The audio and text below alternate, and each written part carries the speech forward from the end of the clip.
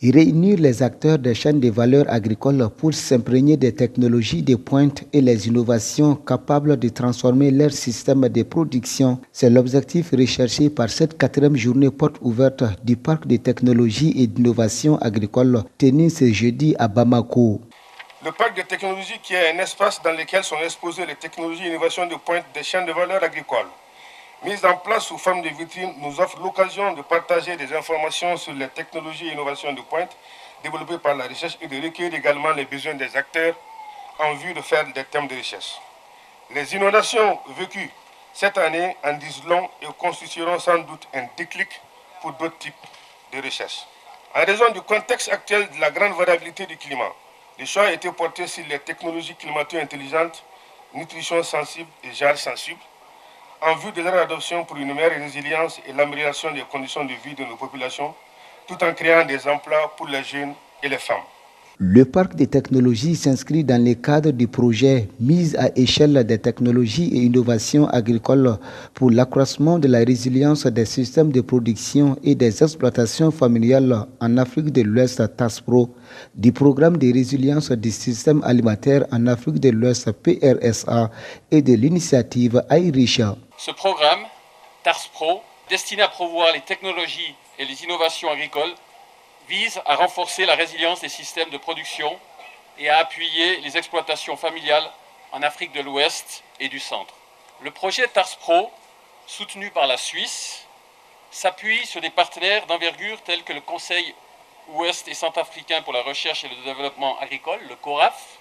s'appuie également sur l'Institut d'économie rurale, l'IER, comme point focal pour le Mali, et l'Association malienne d'éveil au développement durable en tant que partenaire de mise en œuvre.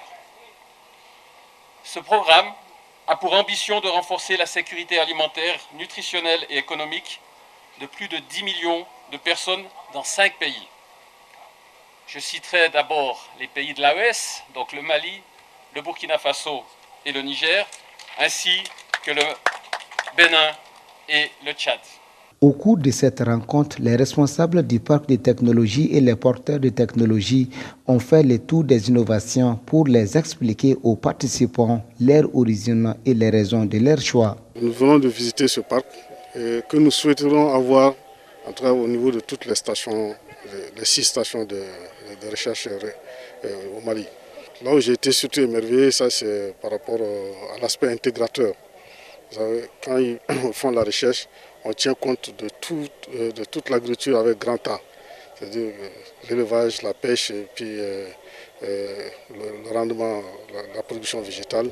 J'ai vu aussi par rapport au fonio, le fonio qui est devenu un aliment stratégique au Mali, au même titre que le riz, et qui est moins consommateur en eau, moins exigeant en fertilisant et en sol, et même par rapport aux aspects climatiques.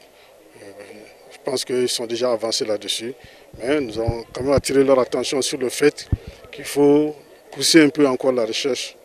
sur